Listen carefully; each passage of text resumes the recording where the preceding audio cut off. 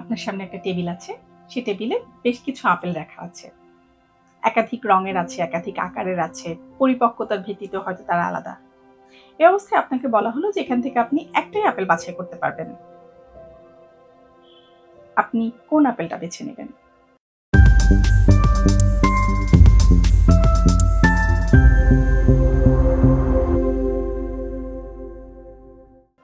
অনেকগুলো আপেলের ভেতর থেকে যখন আপনি একটা আপেল বাছাই করে নিচ্ছেন, সেটা থেকে বোঝা যাচ্ছে যে আপনি কোন ধরনের জিনিস পছন্দ করেন।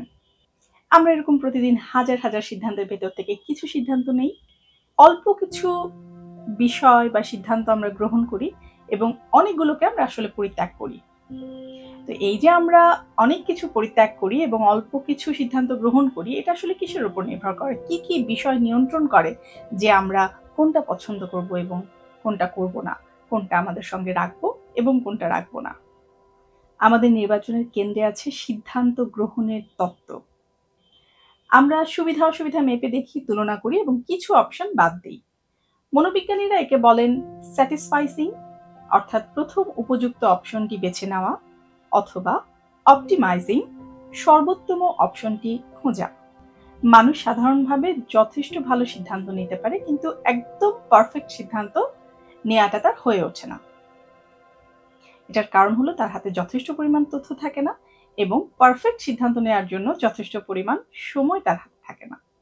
ধরা যাক আপনি একটা রেস্তোরাঁয় গেছেন, সেখানে আপনার সামনে 2 ধরনের খাবারের বিকল্প হাজির করা হলো। একদিকে আছে স্বাস্থ্যকর খাবার, একদিকে আছে সুস্বাদু খাবার। এমনও হতে পারে যে দুটো আসলে একই ধরনের খাবার, কিন্তু তারপরও ভিন্নভাবে উপস্থাপন করা হয়েছে বলে আপনি কিন্তু যেকোনো এক ধরনের খাবারকেই বেছে নেবেন।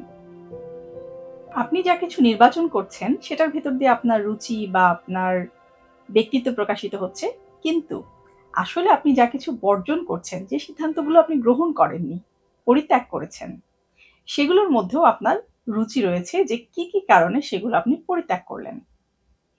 আমরা কিছু জিনিস গ্রহণ করি, কিছু জিনিস বর্জনের ভেতর দিয়ে।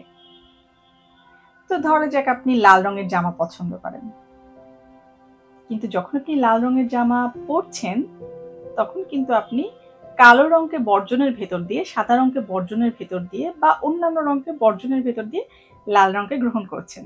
তো লাল রঙকে গ্রহণ করার যদি আপনার কারণ থেকে থাকে, তাহলে অন্যান্য রঙ বর্জনেরও নিশ্চয়ই আপনার কারণ আছে। আমরা যখন কোনো কিছু বেছে নেই তখন আমাদের একটা পরিচয় তৈরি হয়। এটা আমরা যা কিছু গ্রহণ করি সেটার ভেতর দিয়ে তৈরি হয়, আর যা কিছু আমরা বর্জন করি সেটার ভেতর দিয়েও তৈরি হয়। কিন্তু এই যে আমরা নির্বাচন করি, বাছাই করি, কোনো কিছু পছন্দ করি, সত্যিই কি এ ব্যাপারে আমরা যথেষ্ট স্বাধীন? আজকের পৃথিবীতে আমরা যা পছন্দ করছি, নির্বাচন করছি, সেটা আসলে বিভিন্নভাবে আমাদের সামনে উপস্থাপন করা হচ্ছে।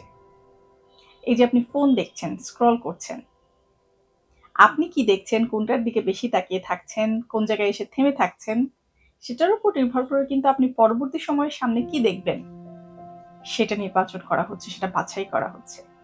কাজে আপনার পছন্দ আপনার হাতে নাই। এই জন্য এখনকার সময়ে আরো অনেক বেশি সচেতন হওয়া দরকার, আরো অনেক বেশি আপনার বুদ্ধিকে কাজে লাগানো দরকার যে যে জিনিসটা আপনি বাছাই করছেন, নির্বাচন করছেন, পছন্দ করছেন, সেটাতে আসলেই আপনার সিদ্ধান্ত, আপনার রুচি বা আপনার মতাদর্শ কতটা থাকছে।